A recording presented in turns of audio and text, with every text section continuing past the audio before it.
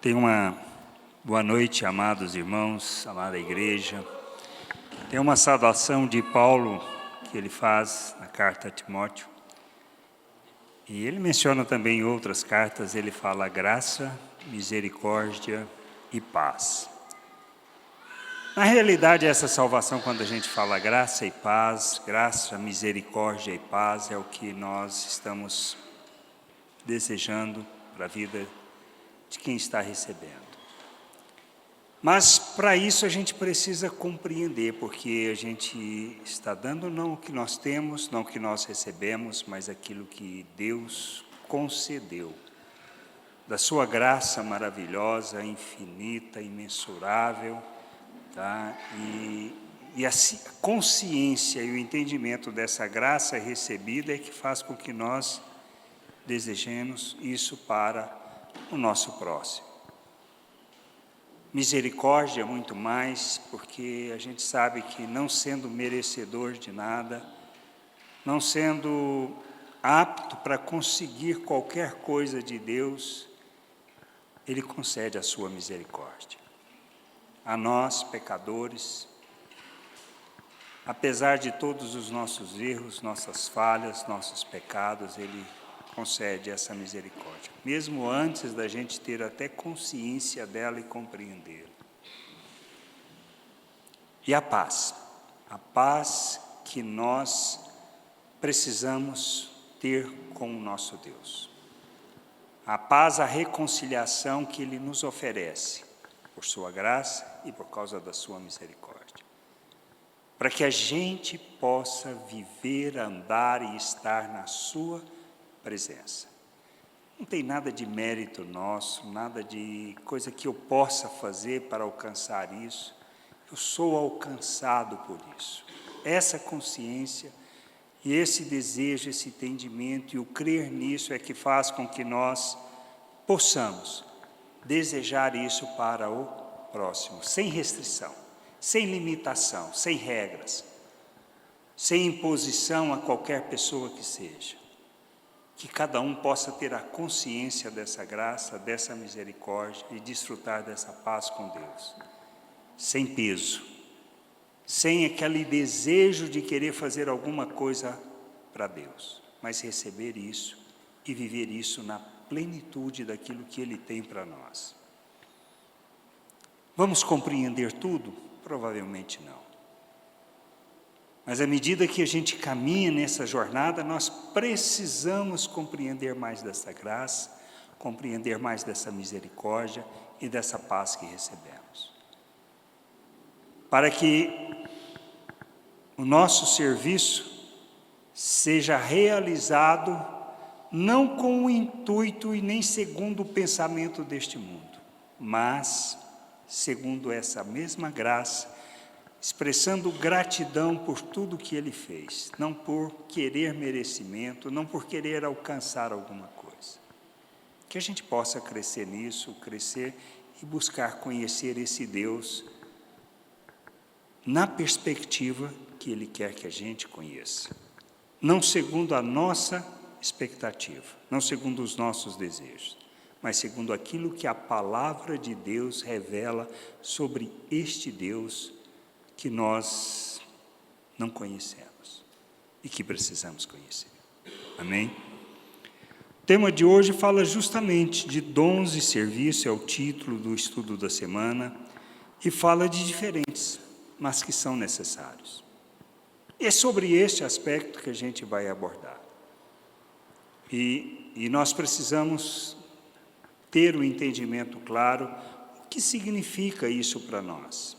E uma consciência daquilo que Deus está realizando. Gente, nas palavras anteriores, nós falamos da promessa cumprida, presente, que está em nossas vidas. Que é justamente o quê? Que trata daquilo que Deus prometeu lá em Joel, o envio do Espírito Santo. E a gente vê essa realidade transformadora na vida dos discípulos, justamente com o que acontece. Eles andaram 3 anos com Jesus, Jesus morreu, Eles não lembraram de nenhuma das palavras que Jesus tinha falado sobre ressuscitar. Mas Jesus ressuscitou e eles se alegraram com isso. Andaram 40 dias com Jesus. No dia que Jesus está subindo, que ele fala para que eles ficassem em Jerusalém, o que os discípulos falam para ele? Senhor, chegou o tempo do Senhor restaurar o reino de Israel, ou seja, eles estavam preocupados, pensando na perspectiva da restauração política de Israel, na libertação de Israel do domínio romano. Jesus vira para eles, essa preocupação, essa questão não é para vocês. Isso não é problema de vocês. Quando isso vai acontecer, não é problema de vocês. Mas aguardem para serem revestidos, fiquem em Jerusalém, para que vocês possam ser revestidos do Espírito. E assim vocês façam aquilo que é da minha vontade, porque é isso que ele fala. Que vocês anunciem o Evangelho, ou seja, proclamem o Evangelho de nosso Senhor Jesus Cristo, que fala do novo reino, que fala de uma outra realidade espiritual que Ele nos chama para viver, uma realidade eterna. E para fazer isso, só em Jerusalém? Não, em Jerusalém, circunvizinhança, Samaria e até os confins da terra. E fazer isso na dependência do Espírito. E eles obedecem, ficam lá orando, 120, aí chega o dia de Pentecoste, eles recebem o poder do alto. Pedro faz uma pregação, uma palavra, traz uma palavra, que como pessoas letradas poderiam falar aquilo e daquela forma. É o que dizem. Alguns se alegram com aquilo que é falado. Outros olham com ceticismo aquilo, achando que eles estavam bêbados 9 horas da manhã. E assim é. E é assim, alguns vão receber, outros não. Mas e o nosso papel? Qual é o nosso papel nessa história? Jesus entregou uma missão, ele começou algo do plano de Deus e entregou à igreja a execução deste plano, que é esparramar o reino de Deus na terra. E a gente pensa, olha tudo isso e pensa, se olhamos com os olhos humanos, nós pensamos, parece que está dando tudo errado. Mas se a gente aprende a olhar com os olhos de Deus, a gente vê a graça de Deus operando, o amor de Deus operando, seus filhos se submetendo a Ele, buscando conhecer, crescer na graça, na compreensão, apesar de nós. Deus não está buscando pessoas perfeitas. E Ele nem tem plano da nossa perfeição nessa carne. Mas Ele busca pessoas comprometidas com o plano e o processo dele. Que sejam fiéis. Que larguem aquilo que muitas vezes nós buscamos neste mundo, abandone isso. Use do mundo. Mas que não tenha o coração nem um pouco preso às coisas desta vida. Nós vamos só entender o que temos que fazer como igreja, como família, como membros do corpo de Cristo, se nós aprendermos a crescer no conhecimento de Deus, buscar esse conhecimento, que se fundamenta na palavra, na oração e na comunhão. Entendendo que comunhão não é um momento de confraternização. Confraternização não tem nada a ver com comunhão. É um momento da comunhão. Mas só confraternização não nos conduz ao processo que Deus nos chama para viver, que vai além. Vai muito além daquilo que nós temos feito ou imaginado. Por isso a gente precisa compreender que o serviço que a gente tem que realizar se trata de uma oferta, mas é uma oferta de gratidão. Não para alcançar favor, não para obter qualquer coisa que seja. E principalmente, que quem me habilita, quem me capacita para o serviço a ser realizado é o Espírito, e Ele distribui esses dons segundo a sua vontade, conforme lhe apraz. E não é motivo de orgulho ou inveja, ou seja, porque eu não faço o que o outro está fazendo, eu não preciso ter inveja. Eu preciso entender o meu papel no corpo de Cristo e fazer com dedicação, com empenho.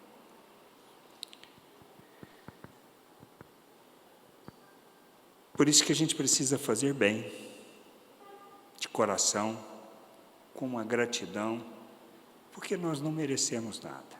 E fazemos parte, Ele nos chama para fazer parte de um processo que a gente precisa entender. Tem uma história que uma vez eu li, todos nós conhecemos o pregador famoso Billy Graham.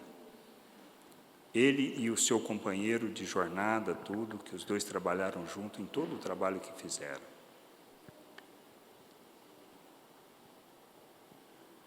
Eles ouviram a palavra, eles creram na palavra, eles se submeteram àquela palavra. Mas a pessoa responsável para que isso acontecesse, ninguém sabe quem é. Eles estavam no evento, que normalmente era muito comum a pregação em tendas, tudo, e eles chegaram para ouvir. Quando eles entraram, estava muito cheio. Eles iam desistir, estavam saindo já. Um diácono, responsável pelo serviço ali, correu atrás deles, chamou de volta e os colocou sentados. Foi quando eles entregaram as suas vidas a Jesus. Se não fosse essa pessoa, está entendendo a importância de compreender o serviço? Não foi o pregador que estava lá. Quem trouxe a palavra foi o pregador, mas quem foi responsável para que eles ouvissem foi uma pessoa que muitas vezes nós achamos que é um serviço de receber, de atender as pessoas, de assegurar que elas estão bem. Então, muitas vezes a gente não entende esse papel. E muitos outros papéis que tem dentro da igreja. A gente quer papel de destaque, a gente quer posição. Isso quer dizer o quê? Não entendemos ainda as funções do corpo, porque todas são importantes. Imagina se no nosso corpo todos quisessem aparecer, né? Todas as partes do nosso corpo quisessem aparecer. Seria complicado, né? Que bicho mais estranho que seria. Mas Deus faz as coisas segundo lhe apraz, segundo a sua vontade.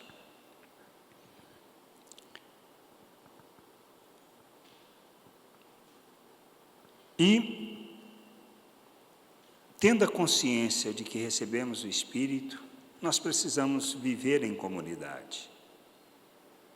Que é o texto que a gente conhece em Atos, que fala justamente como eles viviam, como compartilhavam, como dividiam a mesa, como ajudavam, como faziam ofertas voluntárias com alegria, sem pressão, sem obrigação. Eles entendiam o que eles precisavam fazer.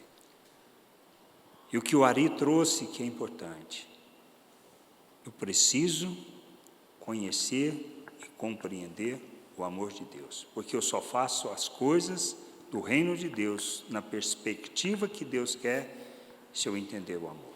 Se eu não entender o amor de Deus e se eu não fizer da minha vida, ou seja, meu alvo é conhecer esse amor e viver esse amor e expressar esse amor, e amor não é sentimento, tá? Não é eu gostar muito para poder fazer as coisas para as pessoas, porque isso é sentimento natural, isso é pensamento humano. O amor de Deus não olha nessa perspectiva e Ele nos chama para viver esse amor. Aí então a gente precisa entender. Nós somos chamados para revelar esse amor. E a vida comunitária, a vida de igreja, e o papel que a igreja tem no mundo só é possível se reconhecermos que tem que ser fundamentados no amor de Deus e na dependência do Espírito.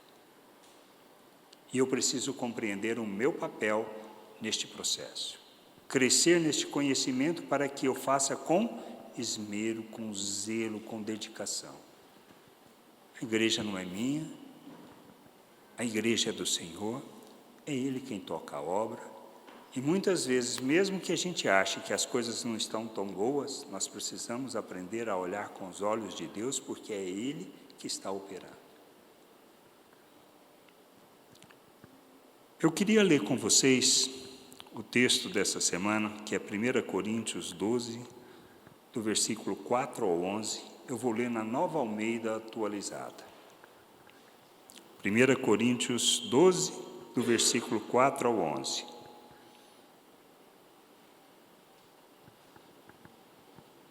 Diz assim: ora, os dons são diversos, mas o Espírito é o mesmo.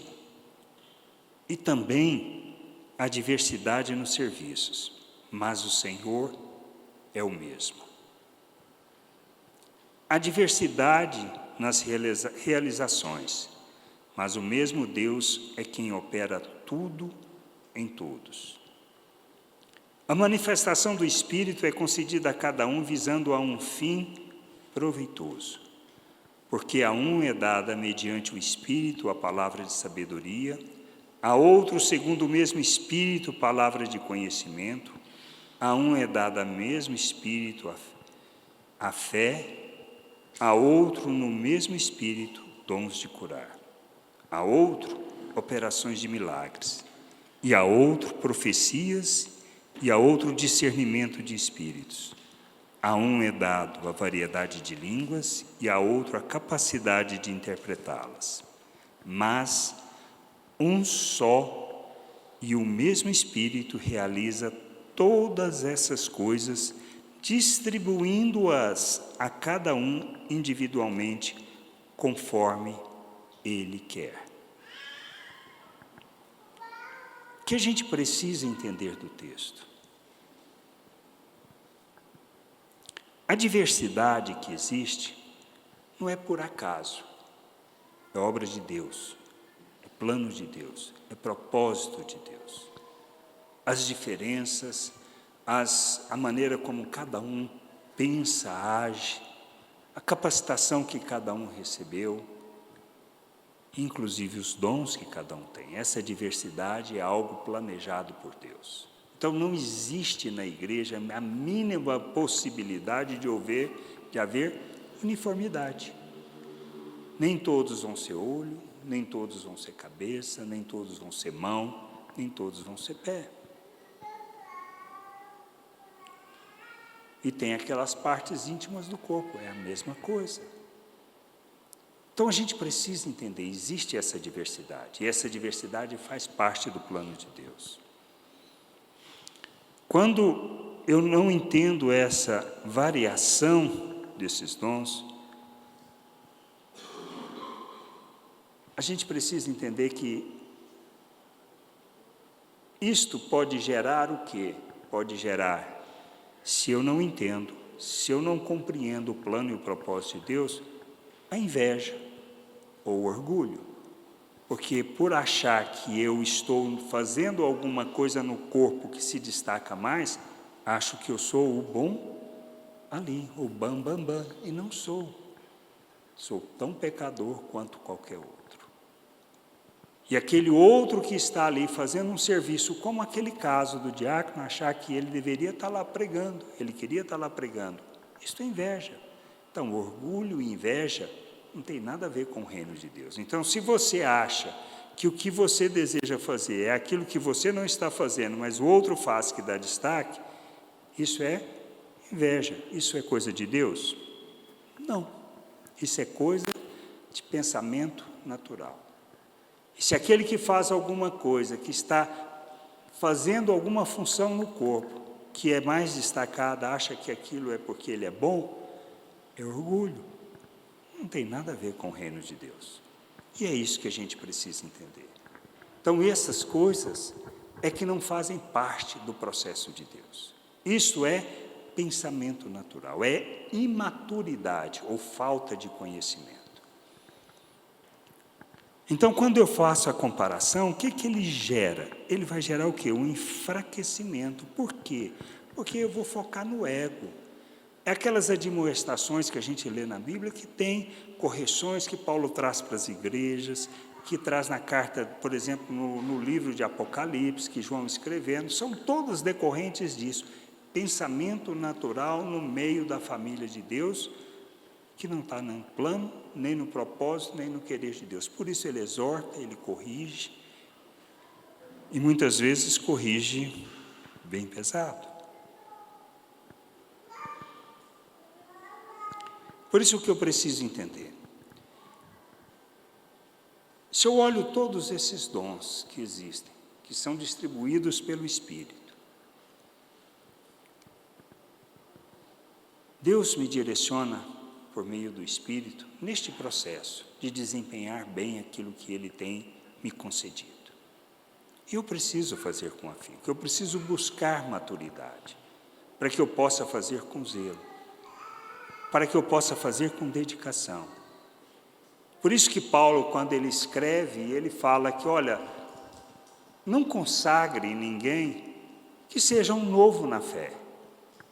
Isso não vai dar certo, e não dá certo. Quando a gente insiste em fazer essas coisas, sempre sai coisa errada. Mas é normal.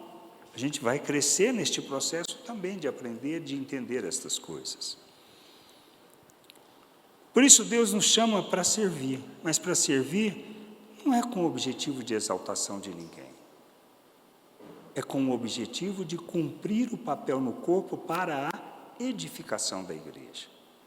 Então Deus deu essa diversidade para que haja o crescimento. Então, se eu não estou fazendo o que Deus me chamou para fazer, eu não estou sendo zeloso, não estou entendendo o meu papel, estou sendo imaturo e a igreja não está sendo edificada no processo.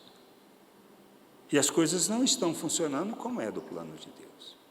E Ele vai trabalhando cada vida para que possa entender isso. A minha omissão, certamente eu responderei por isso. Como eu faço a obra, como eu realizo, eu responderei por isso. Não vou perder a salvação por causa disso. É aquilo que Paulo escreve, olha, o que nós estamos construindo sobre o fundamento que é Cristo Jesus, se é pedra, se é ouro ou se é pau, fogo vai definir. Então eu preciso estar atento, vigilante, olhando aquilo que Deus está me chamando para que eu possa caminhar na direção que Ele me chama, para fazer segundo a sua vontade, com maturidade. Não é ativismo em termos religiosos, não é serviço, não é a coisa que eu tenho que fazer, não é nessa perspectiva, é na perspectiva de eu fazer, entendendo o que Deus me chama para fazer e fazer com zelo, com dedicação, com empenho. Não quer dizer que você vai talvez trabalhar menos do que o ativismo, não, mas você vai colher fruto daquilo que você está fazendo dentro daquilo que o plano tem. Quando eu faço como serviço, como ativismo religioso, uma fé vazia, ou seja, uma fé só religiosa de atividade, sem se transformar numa fé prática na minha vida, o que vai acontecer? Só canseira, só desânimo. Eu vou desistir da caminhada. E nós não somos chamados para isso, somos chamados para perseverar, crescer na graça, no conhecimento, no entendimento, para que o nosso serviço seja uma verdadeira oferta a Deus. E é isso que a gente precisa refletir. Eu não posso omitir, não fazer nada. Eu não posso fugir da minha responsabilidade. Eu não posso procrastinar se o Espírito está me perturbando, ou seja, me cutucando para que eu possa caminhar naquilo que Ele está me chamando, que é a vontade de Deus. Podemos fazer isso? Podemos. Isso é bom para nós? Não. É bom para o corpo? Não. Mas Deus vai resolver o problema? Ele vai resolver o problema. Se é você que tem que fazer aquilo que é o serviço que Ele quer que você faça, você pode ter certeza. Você vai penar, mas você vai aprender e você vai fazer o serviço. É simples assim. Porque Deus te ama, Deus me ama, Deus nos ama. E Ele trabalha cada uma das nossas vidas. Quanto mais cabeça dura, mais difícil é o processo. mas Ele não vai nos largar por causa disso. A gente só vai sofrer um pouquinho mais.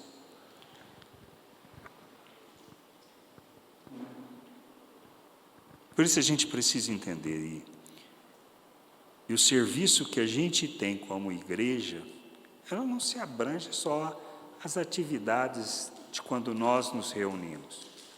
É um serviço que inclui a família, que inclui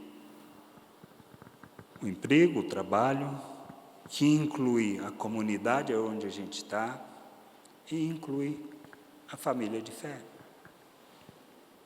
O que Deus tem nos dado é para servir tudo isso, para que o reino de Deus se torne visível neste mundo, para que a oração do Pai Nosso se torne uma realidade, para que a gente revele como povo de Deus, na diversidade, a unidade que somos chamados para expressar, para revelar Cristo e mostrar o amor de Deus. É isso que a gente precisa entender. Nós precisamos nos dobrar diante de Deus e não continuar numa vida medíocre segundo o pensamento deste mundo, achando que se trata da gente, achando que se trata de mim e dos meus interesses. Não é. E aprender a enxergar a graça de Deus operando através disto tudo que a gente possa estar passando e reconhecer essa graça, essa misericórdia, essa bondade de Deus sem qualquer merecimento. Agora, nós sabemos disso, nós conhecemos esse texto.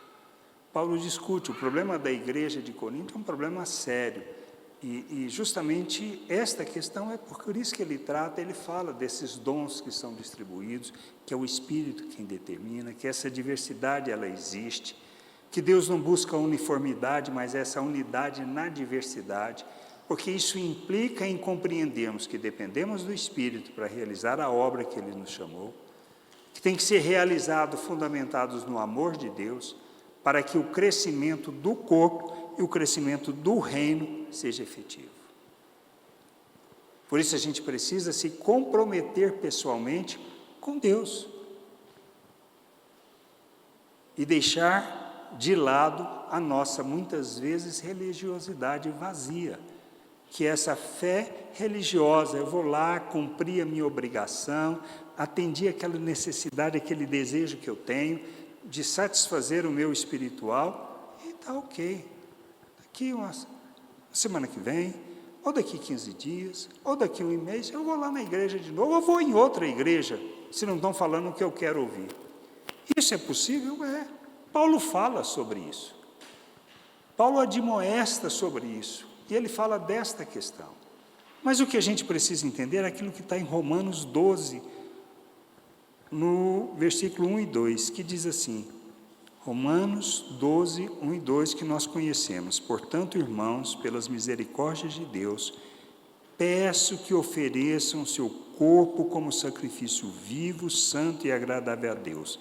Esse é o culto racional de vocês. Fazer essa oferta, entregar-se a Deus para que a vontade dele se cumpra através da nossa vida, isso é aquilo que Jesus nos chamou para fazer. Quer ser meu discípulo? Negue-se a si mesmo, tome a sua cruz e siga-me. É isso que Deus está nos corrigindo e nos chamando para fazer. Faça da tua vida uma oferta que agrada a Deus. O culto que Ele quer é esse culto. Ele não quer outro culto de vocês. Ele não quer o serviço de vocês pelo serviço. Ele quer este culto, que essa oferta de entrega seja realizada, para que, compreendendo a vontade dEle, possa se oferecer a realizar aquele que é o serviço como uma expressão de gratidão e de amor a Deus, em favor das pessoas, para que as pessoas possam conhecer a Deus, para que as pessoas possam ver Deus através das nossas vidas e não pessoas egoístas, orgulhosas, arrogantes, hipócritas, cheias de religiosidade. que não tem nada a ver com aquilo que Deus nos chama para viver. E não vivam conforme os padrões do mundo, mas deixem que Deus transforme pela renovação da mente para que possam experimentar qual é a boa, agradável e perfeita vontade de Deus. Paulo, depois de explicar justamente todo o Evangelho, a salvação, a redenção, a obra de Deus, na carta aos Romanos, do capítulo 1 ao capítulo 11, ele fala isso. Deixem Deus transformar vocês pela renovação da mente. Através da palavra, através do conhecimento dessa palavra. Desejosos e ansiosos por conhecer esse Deus. E essa é a jornada que nós somos chamados. Mas a pergunta, eu quero isso? Ou eu estou satisfeito com o que eu estou fazendo e do jeito que eu estou fazendo? Pense sobre isso. A minha fé, ela tem sido religiosa? Ou eu tenho sido conduzido a uma fé prática? Uma fé prática que revela o quê? Que revela a misericórdia de Deus, revela a bondade de Deus, revela o amor de Deus. Que seja oferta voluntária em favor das pessoas. Que faça como aquilo que estava acontecendo na igreja de Jerusalém, aonde aqueles que tinham abundância desfaziam de parte dos seus bens em favor da comunidade, para que não houvessem pessoas necessitadas. Isso é amor, isso é fé prática. Aqueles que se dedicaram ao serviço, que faziam, que ajudavam uns aos outros. Isso é fé prática. Aqueles que expressavam misericórdia, graça, isso é fé prática. Fora isso, só religiosidade. Isso não salva ninguém, tá? Por isso, qual é o foco do meu coração? Jeremias, escrevendo, diz assim, lá em Jeremias 17, do versículo 7 ao 10. Jeremias 17, versículo 7 até o 10. Bendito aquele que confia no Senhor e cuja esperança é o Senhor. Porque ele é como a árvore plantada junto às águas, que estende as suas raízes para o ribeiro e não receia quando vem o calor, porque as suas folhas permanecem verdes e no ano da seca não se perturba, nem deixa de dar o fruto. Enganoso é o coração, mais do que todas as coisas, e desesperadamente corrupto. Quem poderá entendê-lo? Eu, o Senhor, sondo o coração. Eu provo os pensamentos, para dar a cada um segundo os seus caminhos, segundo o fruto de suas ações. Esse texto de Jeremias fala justamente sobre esta questão. Tem andado segundo o coração natural? Ou seja, segundo a forma de pensar deste mundo? Estou preocupado só comigo mesmo? Estou preocupado só com os meus interesses? Tudo que eu tenho, a abundância que eu tenho é só para mim? Não exerço nenhum tipo de misericórdia, não revelo graça, não revelo bondade com as pessoas que precisam. Eu estou falando de dar dízimo, de ajudar aqui não, porque isso aqui, você só dá dízimo, a gente chama de dízimo, mas para mim não é dízimo, isso é uma contribuição, você só dá isso quando você entende que isso aqui a gente está fazendo junto. Se não sair daqui, não tiver dinheiro para pagar e ir para outro lugar mais barato, a gente vai, sem crise nenhuma. Se não tem dinheiro para pagar lugar nenhum, a gente reúne em casa, sem problema nenhum. Mas eu ajudo as pessoas que estão passando necessidade. Eu falo assim, vai trabalhar preguiçoso.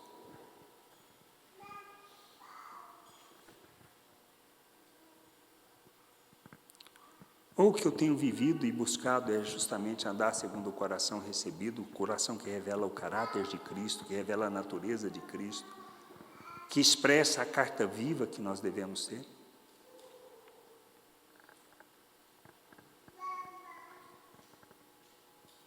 Por isso a gente precisa pensar, o que eu gosto de ouvir? O que me agrada? Que satisfaz? Que atende? Como muitos coaching falam o que a gente quer ouvir? E tem muitos pregadores coach que falam aquilo que as pessoas querem ouvir. É isso que eu quero ouvir? Ou eu quero ser confrontado com a palavra de Deus? Se eu busco ser confrontado com essa palavra, estou no lugar certo. Estou fazendo o que precisa ser feito. Eu quero conhecer, compreender a vontade.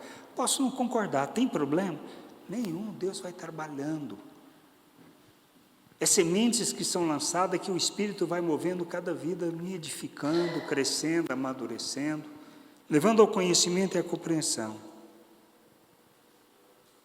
Por isso, tudo que eu faço, eu preciso pensar nessa perspectiva. Amém? Timóteo diz assim lá no capítulo 1, versículo 3 ao 7. Quando eu estava de viagem rumo à Macedônia, pedi a você que ainda permanecesse em Éfeso para admoestar certas pessoas, a fim de que não ensinem outra doutrina, nem se ocupem com fábulas e genealogias sem fim. Essas coisas mais promovem discussão do que o serviço de Deus na fé. O objetivo dessa admoestação é o amor que procede de um coração puro, de uma boa consciência e de uma fé sem hipocrisia. Algumas pessoas se desviaram dessas coisas e se perderam em discussões inúteis, pretendendo passar por mestres da lei, não compreendendo, porém, nem o que dizem, nem os assuntos sobre os quais falam com tanta ousadia.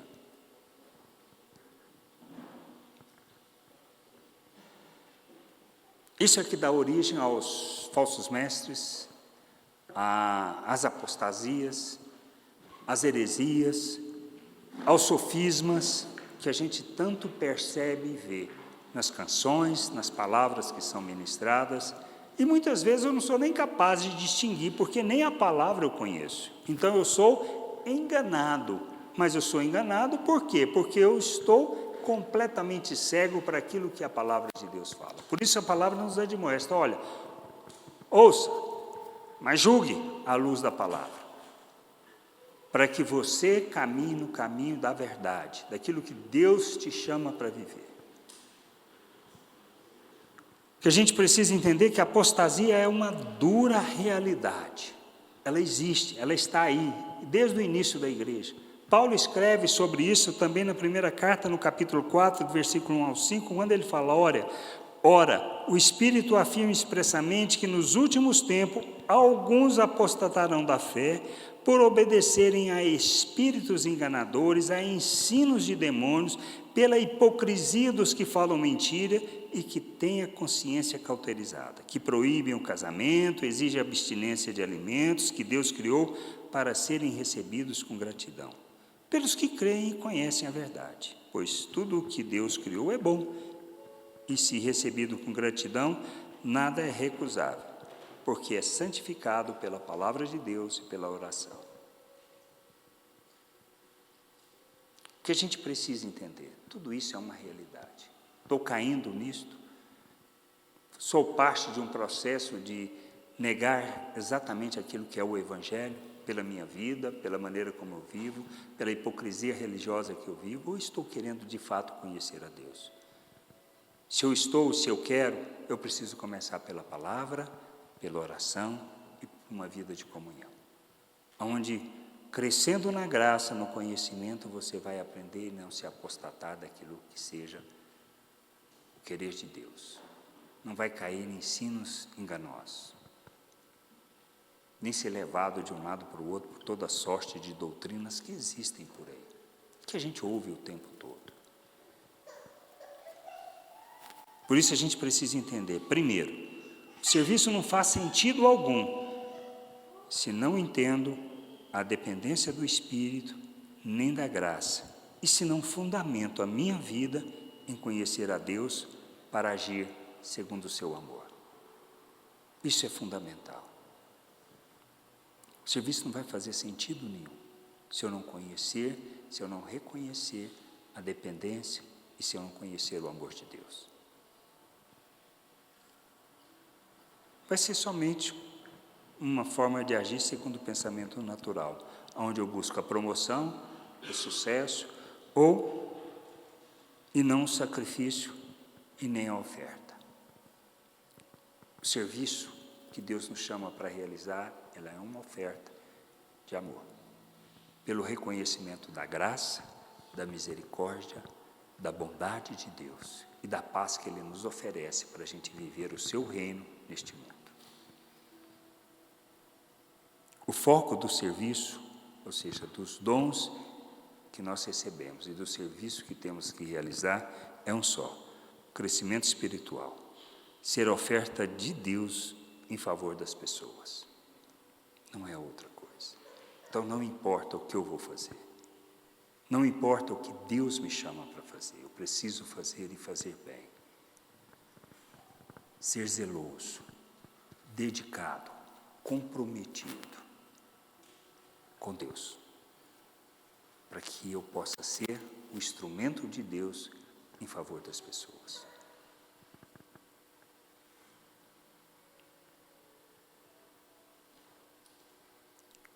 O que Deus me deu, o que Ele concedeu, é para o crescimento da igreja, da família de Deus.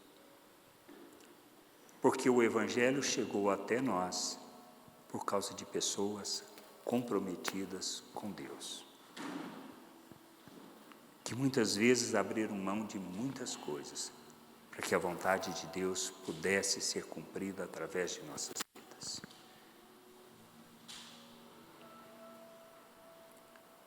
E a gente precisa olhar, somos instrumentos de Deus para a edificação da igreja. Não estamos aqui para agradar ninguém e nem satisfazer o ego de ninguém.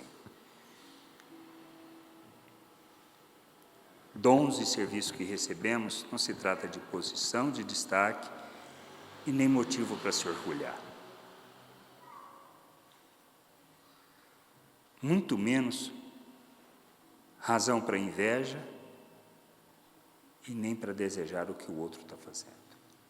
A gente precisa crescer, a gente precisa amadurecer, a igreja precisa amadurecer, para que a gente possa cumprir o nosso papel neste mundo, como família, como povo de Deus. Amém?